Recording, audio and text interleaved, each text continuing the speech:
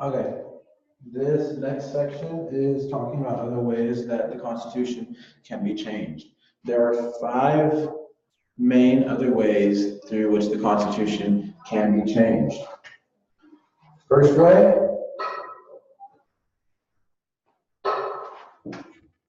the passing basic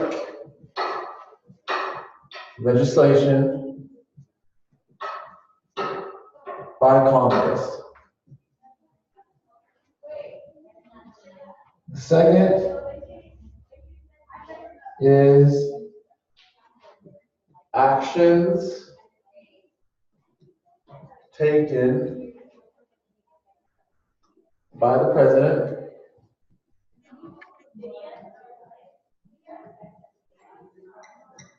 The third is key decisions of the Supreme Court.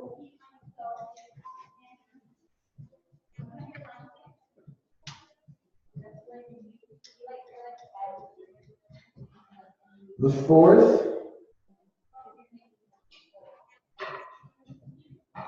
the activities of political parties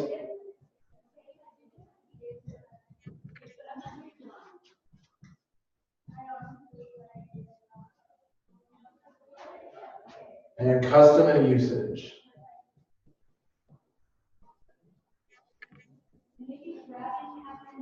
So these are the way that we can have change. So what it says here, the vital process of constitutional change by means other than formal amendments. So these are our 5 ways for constitutional change.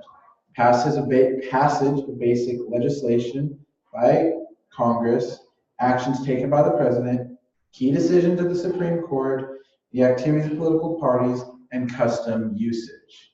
Okay? This can all be found there in page 85 in section 3. So, when it talks about basic legislation, what does that mean? Basic legislation is when Congress comes together to create some type of rule. Oh, remember this? Remember all of these? Okay. But the first one, basic legislation by Congress. Okay. So Congress has been a major agent of constitutional change in 2 important ways. First, it has passed a number of laws to clarify several of the Constitution's brief provisions. Okay, so first way, passed laws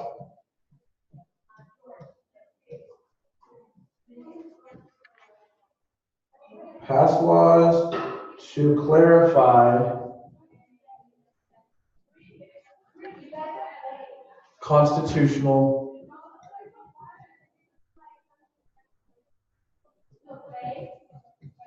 briefs.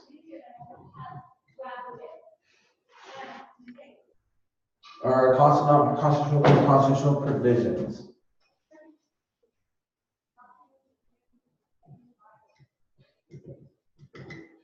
So what that means is that as you're reading through the Constitution, there are certain things that are going to be more clear than others when it comes to interpretation and how it's actually going to be put into law. So they pass these laws that make those things more clearly.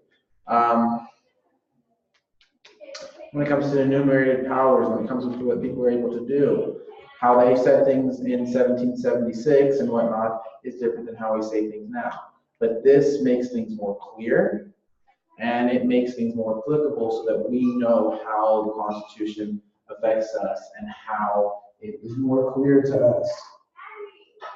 Okay. So, talking about the structure of the federal court system is an example. So in Article 3, Section 1, the Constitution provides for 1 Supreme Court and such inferior courts as the Congress may from time to time ordain and establish. Okay, so the Constitution calls for a certain number for those courts. So beginning with the Judiciary Act of 1789, all of the federal courts, except the Supreme Court, have been created by an act of Congress. Okay? Another example, Article 2 creates only the office of President and Vice President. The different departments, agencies, and offices, and now the huge executive branch have been created by acts of Congress. So, it says Constitution, only the President and Vice President have the positions created. Department of Energy, Secretary of State, Department of Agriculture, Treasury, all of that stuff, those have been things that have been powers of Congress. So this is how they're showing. They're passing laws to clarify these provisions.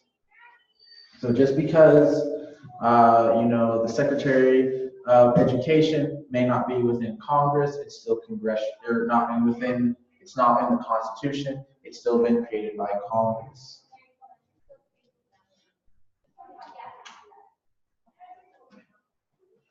Okay, the other way Congress has added to the Constitution, by the way in which it uses powers. So the Constitution gives Congress the express power to regulate foreign and interstate commerce. But what is foreign and interstate commerce? So what does Congress have the exact power to regulate? Constitution didn't say, it just said that they have the power to regulate foreign and domestic and interstate commerce. But because there was no clear definition, there was no clear explanation of that, Congress has passed a lot of laws that give them the ability to control this foreign and interstate commerce. Okay. The next way that we can change is through executive action.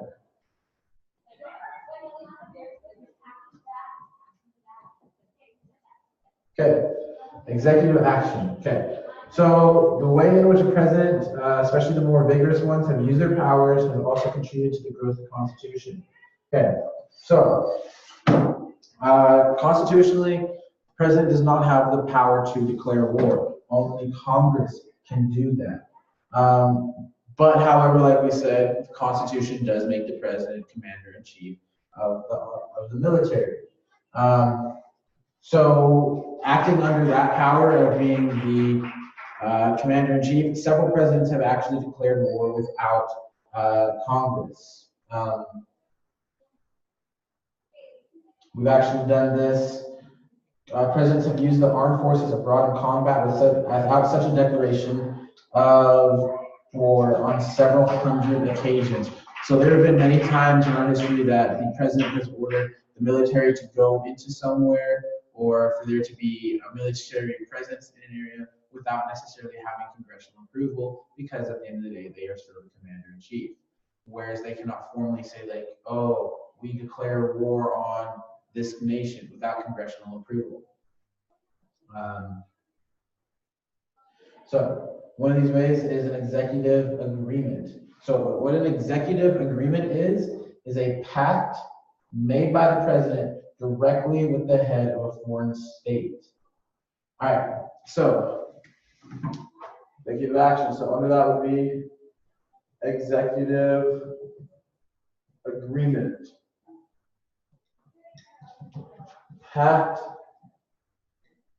made with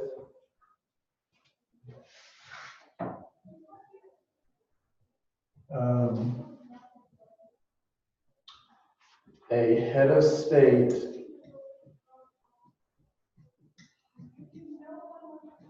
by the president. Okay, an executive agreement is different from a treaty. A treaty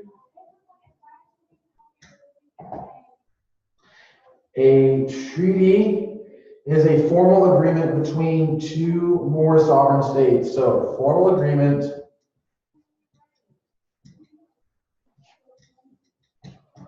between two sovereign, sovereign states. Okay, so for an executive agreement, it would be like if Trump and Kim Jong-un got together, again, and they agreed like, hey, we're not going to have any fighting between us. So that's just an executive agreement, okay? A treaty would be the United States government and the government of North Korea agreeing that they were not going to have war between them. So that would be a treaty. So that's the difference. An executive agreement is only these executives, these heads of state that make this agreement, versus a treaty is an agreement by the entire government of that sovereign state.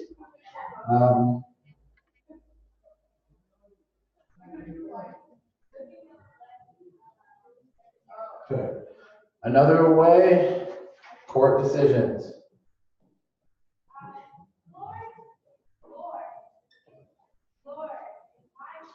Okay. So the Supreme Court is the one that is able to interpret laws and decide whether or not they're constitutional or unconstitutional. So they can interpret and apply the Constitution in many of the cases they have heard or they choose to hear. Just like in Marbury v. Madison. Also, the court establishes the power of judicial review. That's not specifically mentioned in the Constitution, but it is still a right of the Supreme Court. So judicial review is not a constitutional thing.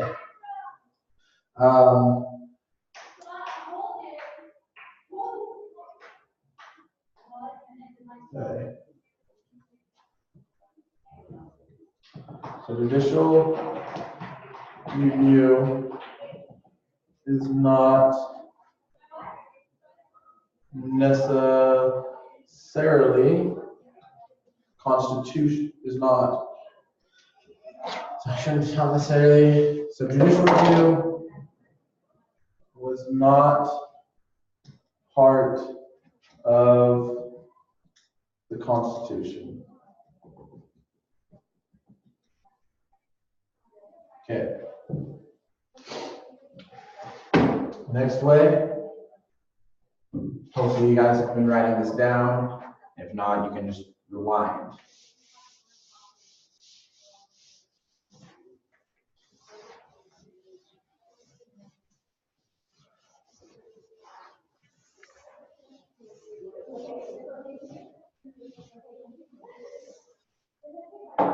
Okay, the next way is the party practices. Okay, our two parties are what? You're not here, why did I ask that? Our two parties, our two main parties in the United States, we have the Democratic and the Republican Party. We also have smaller other parties, but these are the main two. Okay, so both of these parties have been major agents of constitutional change over our political history, even though the Constitution never at any point mentions political parties. It never says in the Constitution, oh, and then the Democrats are going to do this, or oh, the Republicans are allowed to do this, this, and this. They're never made mention in the Constitution. Actually, most of the framers were opposed to even having political parties. George Washington was against having political parties because they were of the mindset that if we have these different political parties, we're not going to get things done, and we're constantly going to just be at contention and fighting with each other, and look where we ended up. Yeah, that's how things are now. Okay, so George Washington in 1796 warned the people against what he called the baneful effects of the spirit of the party. Okay, so they didn't want this because they knew it would divide people instead of keeping them united.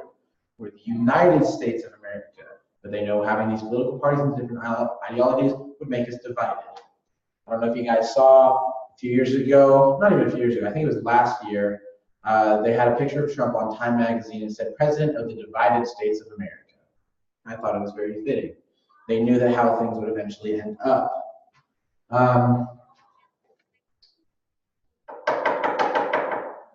So even though the Constitution nor the law really provides for there being the nomination of candidates for the presidency, ever since the 1830s, we have had what is known as the Electoral College.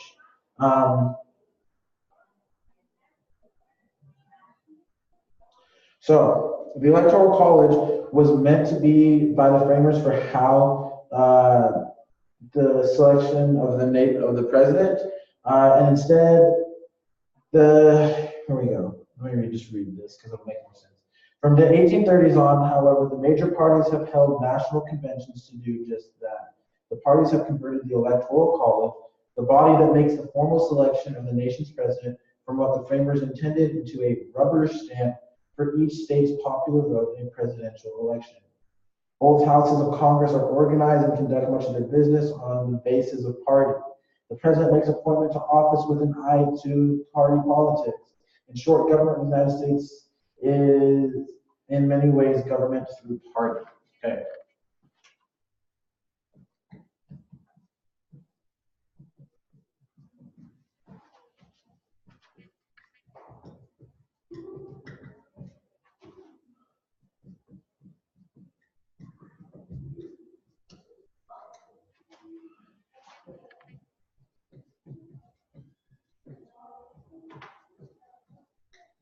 Okay. So, while political parties are not constitutional and they weren't supported by many of the founding fathers or the framers, they still have a very, very large impact on how our politics are today, just because of the way they separate people along these party lines. The final factor that determines and gets into this is custom and usage.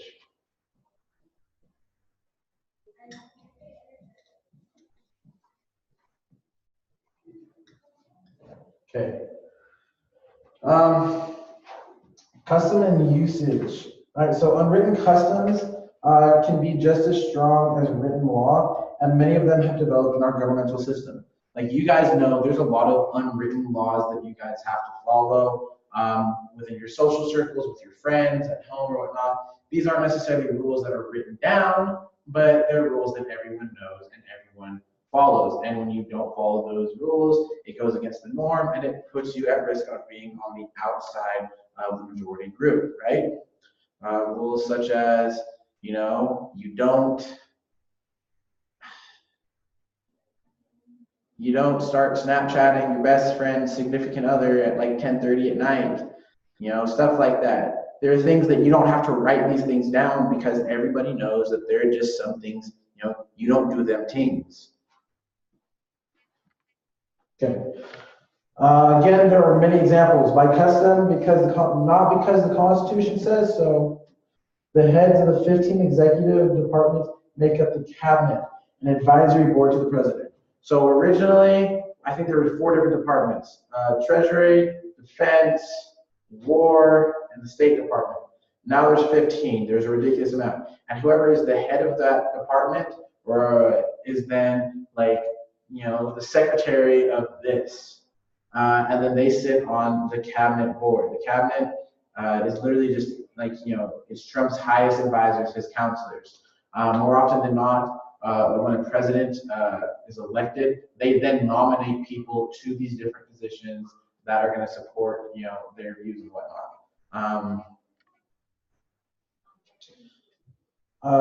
So on each of the 8 occasions when a president died in office, the vice president succeeded to that office. Most recently, Lyndon Johnson when JFK was killed. Yet the written word of the Constitution does not provide for this practice until the adoption of the 25th Amendment in 1976. Until then, the Constitution said only that the powers and duties of the presidency but not the office itself, shall devolve on, be transferred to the vice president. So originally, only the powers and duties. So whatever the president had to do, then the vice president had to step up and do. But that doesn't mean that it made them the president necessarily. So 1776 with the 25th Amendment changed it. So if the president dies in office, then automatically the vice president becomes president. They don't just stay vice president, but take over all the responsibilities of the president.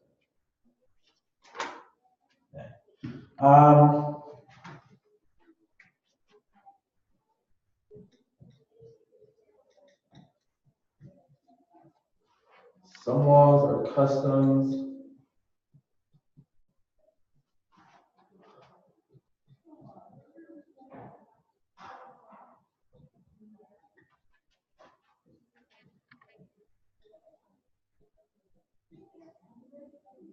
So some laws are customs we have followed even if they aren't constitutional.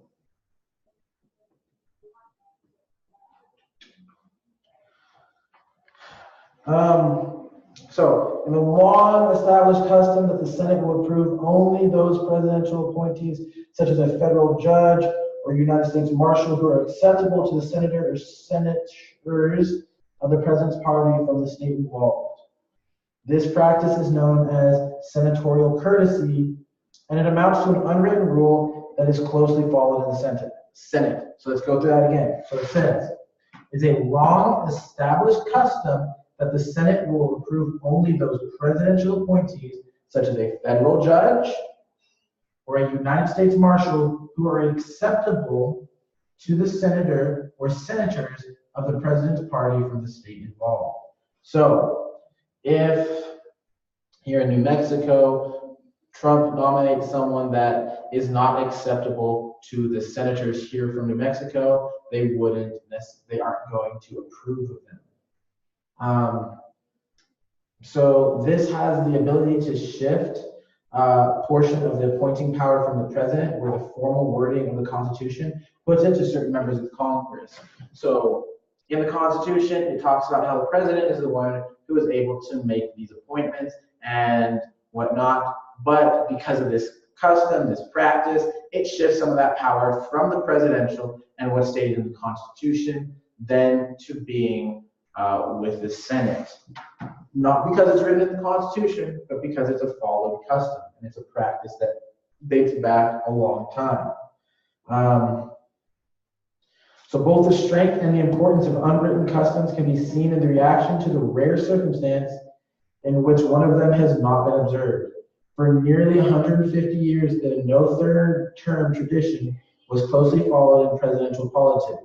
The tradition began in 1796 when George Washington refused to seek a third term as president, and several presidents followed that lead. In 1940 and 1944, however, Franklin Roosevelt broke the normal third term custom. He sought and won a third and a fourth term. Even though he died shortly in the beginning of his fourth term.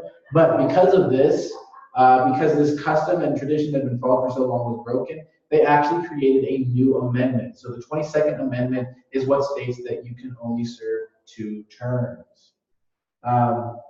So because it had been an unwritten custom, because it had not been followed just once, it wasn't multiple presidents that had gone for fourth terms, it was just one. But because of that, they had to make it part of the Constitution, and they made that amendment. Okay, so you will have an assignment.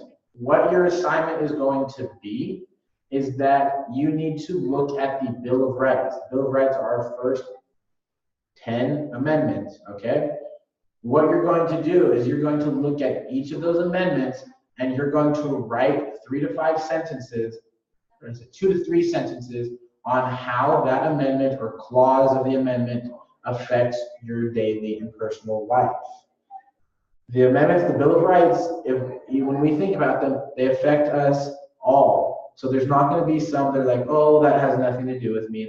No, all of them have something to do with you. So you're going to write 2 to 3 sentences on each amendment of the Bill of Rights on how it affects your daily life. This assignment is going to be due on Friday. If you have any questions, send me a message, send me an email, okay? This is up. You guys can rewatch this video to explain the points as you need. Also, make sure as you're watching this that you're reading your book as well, okay? It'll help you understand it, hearing it, and seeing it. Good deal.